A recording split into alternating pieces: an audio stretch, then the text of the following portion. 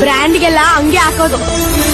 Brand ಅಂದ್ರೆ ಅದ್ರ ಹೆಸರೊಂದು ಗತ್ತಿದೆ, ಅದೆಲ್ಲರಿಗೂ ಗೊತ್ತಿರುತ್ತೆ. ಎಲ್ರಿಗೂ ನಮಸ್ಕಾರ. ನಾವು ಈ ದಿನ ಯಾದಗಿರಿ ಜಿಲ್ಲೆಯ ಬಗ್ಗೆ ಮಾಹಿತಿಯನ್ನು ನೋಡೋಣ. ಈ ಜಿಲ್ಲೆಯನ್ನು ಯಾದವಗಿರಿ ಅಂತಲೂ ಸಹ ಕರೆಯಲಾಗುತ್ತೆ. ಈ ಜಿಲ್ಲೆ ಕರ್ನಾಟಕದ 30ನೇ ಜಿಲ್ಲೆಯಾಗಿ ಏಪ್ರಿಲ್ 10ನೇ ತಾರೀಕು 2010ನೇ ತಾರೀಕಿನಂದು ಹೊಸ ಜಿಲ್ಲೆಯಾಗಿ 30ನೇ ಜಿಲ್ಲೆ ಎಂದು ರಚನೆಯಾಯಿತು. ಈ ಯಾದಗಿರಿ ಜಿಲ್ಲೆಯ ವಿಸ್ತೀರ್ಣ 5234 ಚದರ ಮೈಲುಗಳು. ಇಲ್ಲಿನ ಜನಸಂಖ್ಯೆ 11,74,271. ಇಲ್ಲಿನ ತಾಲೂಕುಗಳು 6: ಯಾದಗಿರಿ, ಶಹಾಪುರ, ಸುರಪುರ, ಗುರುಮಿಟ್ಕಲ್, ಹುಣಸಗಿ ಹಾಗೂ ವಡಗೇರ. ಇಲ್ಲಿನ ತಾಲೂಕು ಪಂಚಾಯಿತಿಗಳು 6. ಇಲ್ಲಿನ ಒಟ್ಟು ಹಳ್ಳಿಗಳು 519, 123 ಗ್ರಾಮ ಪಂಚಾಯಿತಿಗಳು ಮತ್ತು 16 ಹೋಬಳಿಗಳು. 2342 ಜನ ಇಲ್ಲಿ ಗ್ರಾಮ ಪಂಚಾಯತಿ ಸದಸ್ಯರನ್ನು ನಾವು ಕಾಣಬಹುದು. ಹಾಗೂ ಇಲ್ಲಿನ ಸ್ಥಳೀಯ ಸಂಸ್ಥೆಗಳೆಂದರೆ 8 ಸಂಸ್ಥೆಗಳು ಇಲ್ಲಿ ಸ್ಥಳೀಯವಾಗಿ ಕಾರ್ಯನಿರ್ವಹಿಸುತ್ತಿದ್ದಾವೆ. ಇಲ್ಲಿನ ಸಾಕ್ಷರತೆ 51.83. ಈ ಜಿಲ್ಲೆಯ ಅಧಿಕೃತ DC ಅಥವಾ ಜಿಲ್ಲಾಧಿಕಾರಿಯಾಗಿ ಆರ್. ಸ್ನೇಹಲ್ ಎಂಬುವವರನ್ನು ನಾವು ಕಾಣಬಹುದು. ಅಧಿಕೃತ ಭಾಷೆಯಾಗಿ ಕನ್ನಡವನ್ನು ಇಲ್ಲಿ ಮಾತನಾಡುತ್ತಾರೆ. ಹಾಗೂ ವಾಹನ ನೋಂದಣಿ ಸಂಖ್ಯೆಯನ್ನು KA 33 ಎಂದು ನೋಂದಣಿಯನ್ನು ನಾವು ಕಾಣಬಹುದು. ಸಾಂದ್ರತೆ ಇಲ್ಲಿ 1000 ಪುರುಷರಿಗೆ 987 ಮಹಿಳೆಯರ ಜೋಡಿಯಾಗಿರುತ್ತಾರೆ.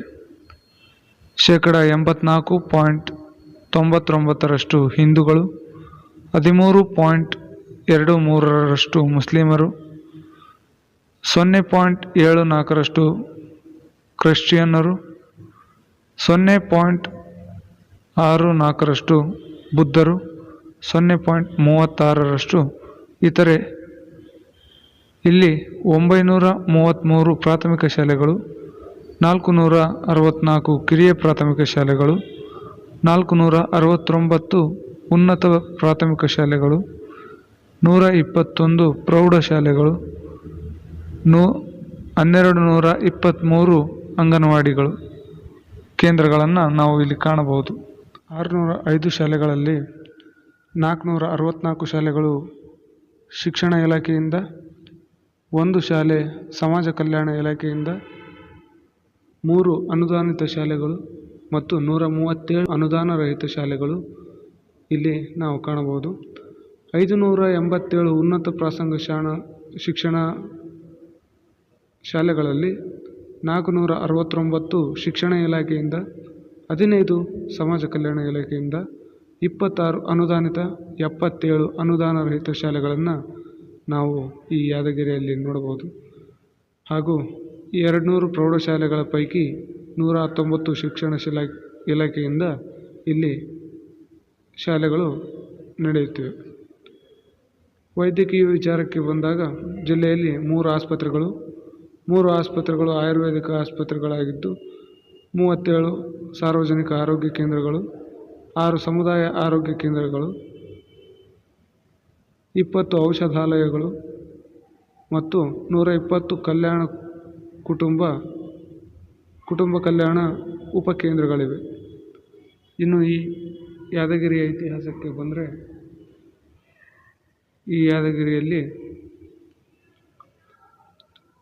ಯಾದವರು ಆಳಿರ್ತಕ್ಕಂಥ ಸ್ಥಳವಾದ್ದರಿಂದ ಇದಕ್ಕೆ ಯಾದಗಿರಿ ಅಂತಕ್ಕಂತಹ ಹೆಸರನ್ನು ಈ ಯಾದಗಿರಿ ಪಡೆದುಕೊಂಡಿದೆ.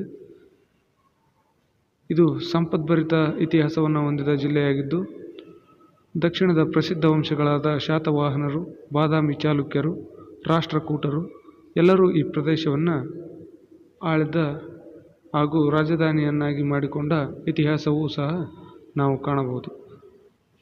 1347ರಿಂದ 1425ರವರೆಗೆ ಇದು ಯಾದವ ವಂಶದ ರಾಜಧಾನಿಯಾಗಿತ್ತು.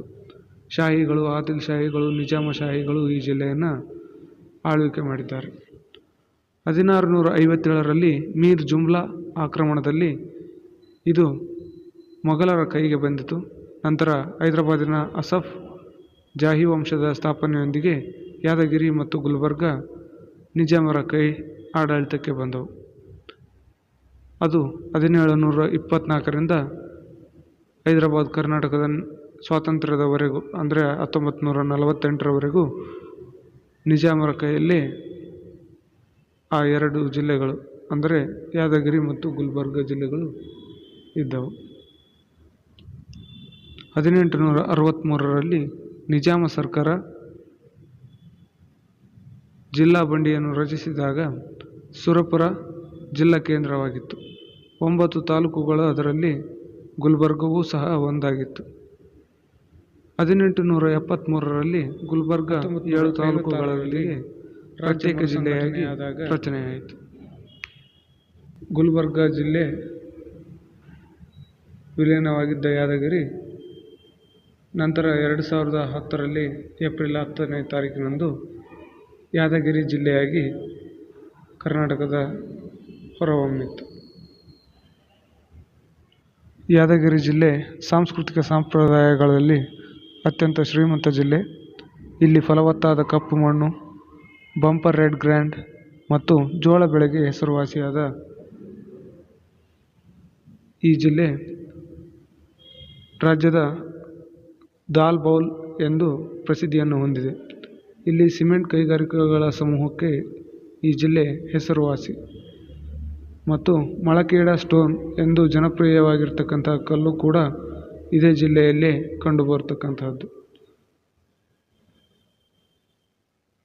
2 ಪ್ರಮುಖ ನದಿಗಳು ಅಂದರೆ ಕೃಷ್ಣಾ ಮತ್ತು ಭೀಮಾ ನದಿಗಳು ಹಾಗೂ ಅದರ ಉಪನದಿಗಳು ಈ ಯಾದಗಿರಿ ಜಿಲ್ಲೆಯ ನೀರಾವರಿಗೆ ಮೂಲ ಕಾರಣಗಳು.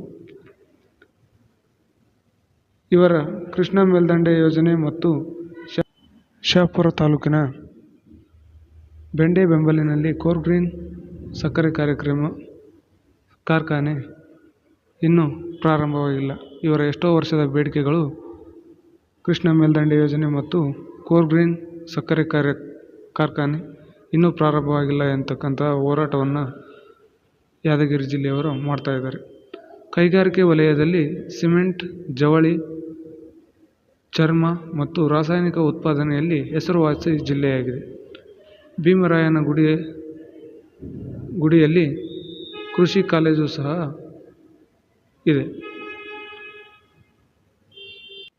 ಇಲ್ಲಿನ ಪ್ರವಾಸಿ ಸ್ಥಳಗಳನ್ನು ನೋಡ್ತಾ ಹೋದರೆ ಯಾದಗಿರಿಯ ಕೋಟೆ, ಲುಂಬಿನಿ ಪಾರ್ಕ್, ದಾಬ್-ದಬಿ ಜಲಪಾತ, ಇದು ಗುರುಮಿಟ್ಕಲ್ನಿಂದ 5 ಕಿಲೋಮೀಟರ್ ದೂರದಲ್ಲಿದ್ದು ಇಲ್ಲಿನ ಚಿಂತನಹಳ್ಳಿಯ ಗವಿಸಿದ್ದೇಶ್ವರ ದೇವಾಲಯ ಹೆಸರುವಾಸಿಯಾಗಿದೆ. ಶಹಾಪುರ ತಾಲೂಕಿನಲ್ಲಿರುವ ಮಲಗಿರುವ ಬುದ್ಧನ 4 ಬೆಟ್ಟಗಳು ಇದು ಅತ್ಯಂತ ಯಾದಗಿರಿಯ ಸುಂದರ ತಾಣವಾಗಿದೆ. ಸಾಗರದಲ್ಲಿರುವ ಸೂಫಿ ಸಂತನಾದ ಸೈಯದ್ ಕುಂಡ್ಮೀರ್ ಬುಖಾರಿ ಸಮಾಧಿ, ಅಂಕುಶ್ ಖಾನ್ ವಾಲಿ ಅಂತಕ್ಕಂತಹ ಸಮಾಧಿಯನ್ನು ನಾವು ಯಾದಗಿರಿ ಜಿಲ್ಲೆಯಲ್ಲಿ ಕಾಣಬಹುದು. ಕನಗನಹಳ್ಳಿಯ ಅಶೋಕರಾಜನ ಅವನ ಕುಟುಂಬದೊಂದಿಗೆ ಚಿತ್ರಿಸಿರುವ ಏಕೈಕ ಶಿಲ್ಪವೂ ಇದೇ ಯಾದಗಿರಿಯ ಜಿಲ್ಲೆಯಲ್ಲಿದೆ.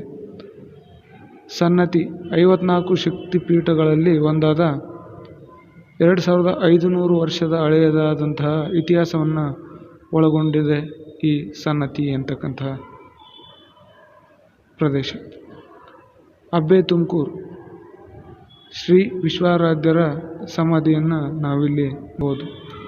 ವಿಭೂತಿಹಳ್ಳಿ ಇದು ಪ್ರಾಚೀನ ಶಿಲಾಯುಗದ ಕಲ್ಲಿನ ರಚನೆಯನ್ನು ಈ ಕಲ್ಲಿನ ರಚನೆಯಲ್ಲಿ ಸಮಯ ಮತ್ತು ಆಕಾಶದ ಸ್ಥಾನಗಳನ್ನು ಲೆಕ್ಕಾಚಾರ ಮಾಡಲು ಇದನ್ನು ಬಳಸಲಾಗುತ್ತಿತ್ತು. ಕೊಲ್ಲೂರು ಸೇತುವೆ ಕೃಷ್ಣಾ ನದಿ ಪಕ್ಕದಲ್ಲಿ ಒಂದು ಚಿಕ್ಕ ಗ್ರಾಮ, ಅಲ್ಲಿ ದೊಡ್ಡ ಕೊಹಿನೂರ್ ವಜ್ರ ಕಂಡುಬಂದಿದೆ ಎಂದು ವರದಿಯಾಗಿದೆ. ಯಾದಗಿರಿ ಗೋಧಿ ಚಂದ ಸಹಾಯಕ ದುರ್ಗ